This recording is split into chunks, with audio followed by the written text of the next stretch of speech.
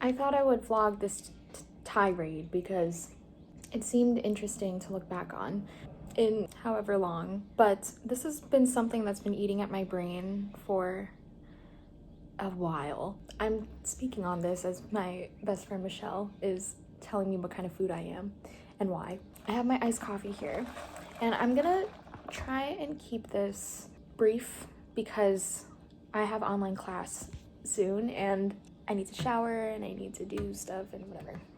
But the relationship I have with my voice is so on and off, and I know that that problem can very well evaporate if I start going back to voice lessons, which is something very doable, and I envision it just happening in my future. Right now it's just hard to attend weekly voice lessons, but I know in the summer it's something that I definitely want to commit myself and my time to.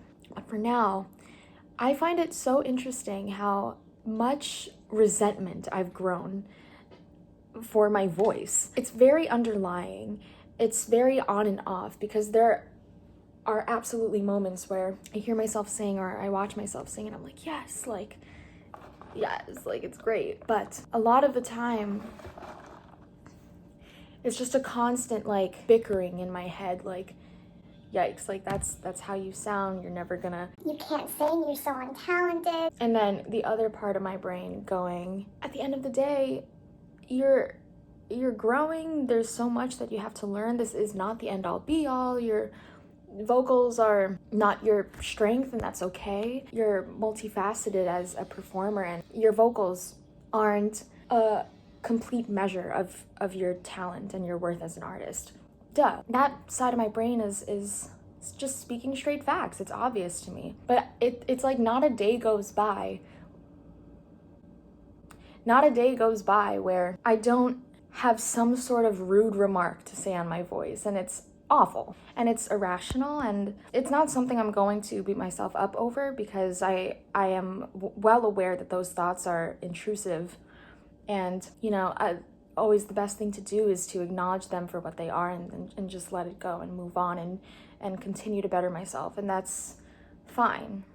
It's I don't know. There's also just such a stigma in musical theater where, and I've known this for a long time, where if you can't belt, you're untalented.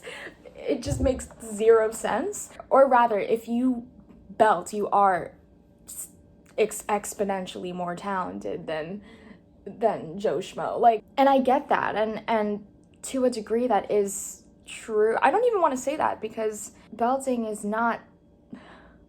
Maybe this is just going to be a rant about how I just can't belt.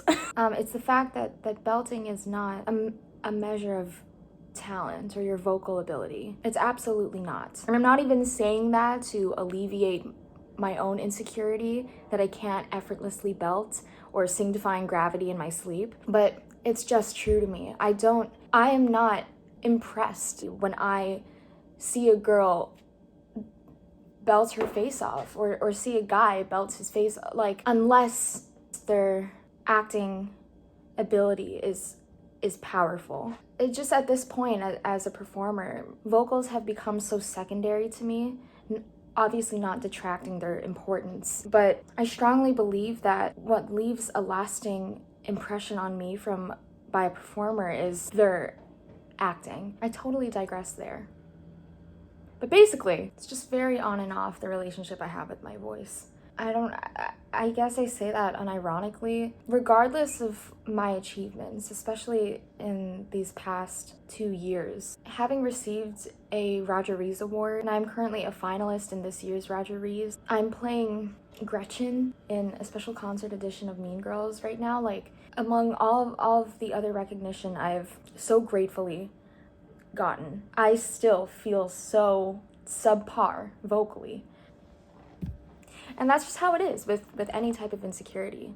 There's no one or nothing that can change your mindset and make you unlearn the unhealthy thinking patterns that you have except you. It's a lot of internal work, always, in this business and in everything.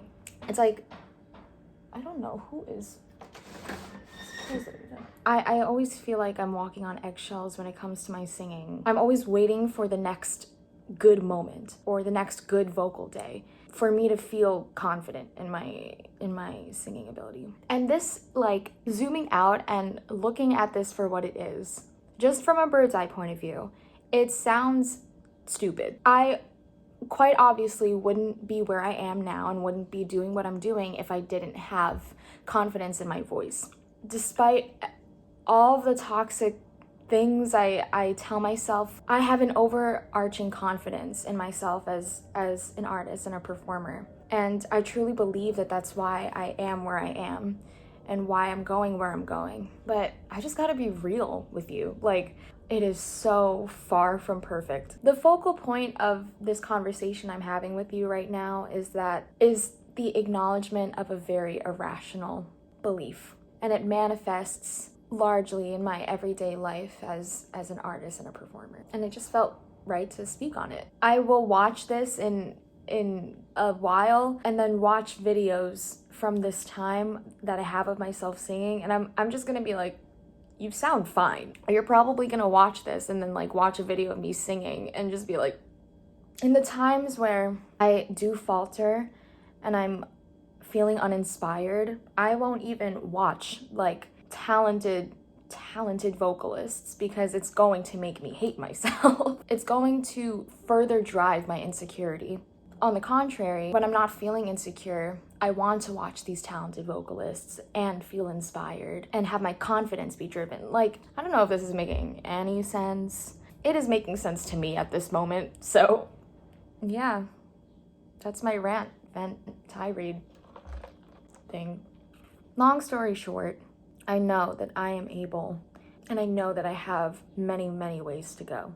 That's the piece that I think will ground this sort of back and forthness in my head. Just the mere fact that I have many ways to go. I'm 17 and it's okay that I can't belt like Sutton Fox. Like, I don't want it to come off as like me laughing at myself, as like me downplaying this feeling that I have, because it's a very real like insecurity, but it's also just like, it's not that deep. You can completely scratch everything I just talked about for the last like 10 minutes and just tell me like, girl, it's not that serious. You have so much to learn, so much room to grow, as does every performer. And it's like, you're okay, you're in a good spot, you're doing what you love, you've accomplished so much, and you're going down such a long, winding but beautiful road. You will be okay.